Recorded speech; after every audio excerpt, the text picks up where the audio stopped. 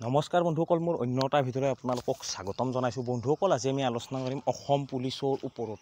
আপোনালোকে ইতিমধ্যে গমে পাইছে নতুন ভেকেঞ্চি আহিবলৈ গৈ আছে। কি কি বিভাগত নতুন ভেকেঞ্চি আহিব, গোটেইখিনি তথ্যই এই ভিডিঅ'টোৰ মাধ্যমেৰে আপোনালোকক জনাবলৈ চেষ্টা কৰিম। যদি মোৰ চেনেলটোত প্ৰথমবাৰ কাৰণে ভিজিট কৰিছে, তেতিয়াহ'লে মোৰ চেনেলটো ছাবস্ক্ৰাইব কৰক আৰু কাষত থকা বেল আইকনটো প্ৰেছ কৰক। চাওক বন্ধুসকল, আপোনালোকে গমে পাইছে 2025 বৰ্ষৰ মে' মাহত আকৌ নতুনকৈ 50,000 ভেকেঞ্চি আহিবলৈ গৈ আছে। এই 50,000 ভেকেঞ্চিত আমাৰ অসম আৰক্ষীত কি কি বিভাগত পদ থাকিব, গোটেইখিনি তথ্য আপোনালোকক জনাম। চাওক বন্ধুসকল, আপোনালোকে গমে পাইছে ইতিমধ্যে আমাৰ ফিজিকেল আহি পালেই 3 অক্টোবৰ তাৰিখৰ পৰা আমাৰ ফিজিকেল ষ্টাৰ্ট হ'ব বুলি CM ছাৰে নিজে উল্লেখ কৰিছে।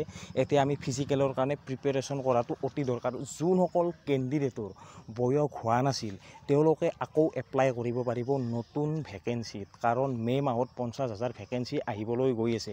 এই 50,000 ভেকেঞ্চিত আপোনালোকৰ কামাণ্ডো বেটেলিয়ন আৰু ফৰেষ্ট ডিপাৰ্টমেণ্টত পদ থকাটো একেবাৰে নিশ্চিত হৈ পৰিছে। আপোনালোকে কামাণ্ডো বেটেলিয়ন আৰু ফৰেষ্ট ডিপাৰ্টমেণ্টৰ কাৰণে ভালদৰে প্ৰিপাৰেশ্যন কৰিবলৈ সাজু হওক, কাৰণ আপোনালোকৰ নতুন ভেকেঞ্চি আহিবলৈ গৈ আছে। কামাণ্ডো বেটেলিয়ন আৰু ফৰেষ্ট ডিপাৰ্টমেণ্টত অহাটো একেবাৰে নিশ্চিত। হয়তো ABUBত আহিব পাৰে, কিন্তু কম সংখ্যক আহিব, কিন্তু কামাণ্ডো বেটেলিয়ন আৰু ফৰেষ্ট ডিপাৰ্টমেণ্টৰ পদ প্ৰায় বহুত সংখ্যকে থাকিব।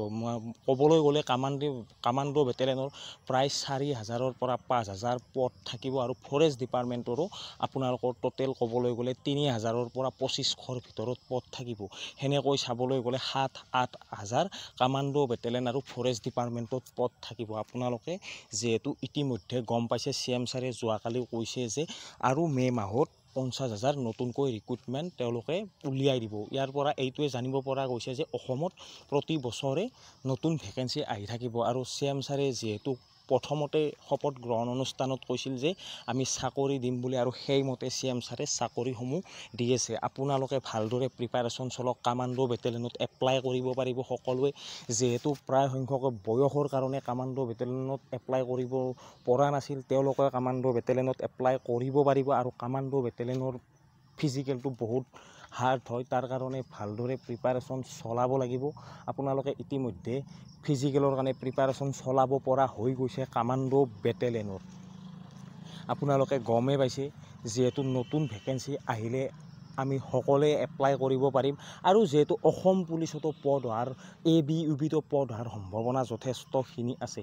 যিহেতু ৰিটায়াৰমেণ্ট যোনসকল চাকৰি কৰি থকা লোকে ৰিটায়াৰমেণ্ট হয়, তাৰ পিছত পদসমূহ ৰৈ যায়, আৰু সেই পদসমূহৰো বছৰে বছৰে পদ ওলাই থাকিব। যিহেতু যিসমূহ পদ ফাঁচিত আছিল, সেইসমূহ পদো বছৰে বছৰে ওলাই থাকিব। ABUBত, SIত এনেকুৱা বিভাগত বহুত পদ ওলাব। লগতে কামাণ্ডো বেটেলিয়ন আৰু ফৰেষ্ট ডিপাৰ্টমেণ্টত পদ ওলোৱাটো একেবাৰে নিশ্চিত, কাৰণ দুটা বেটেলিয়নতে বিল পাছ হৈ আহিছে বেটেলিয়নৰ কাৰণে। আজিৰ ভিডিঅ'টোত এইখিনিয়ে। আজিলৈ আহিছোঁ। জয় হিন্দ।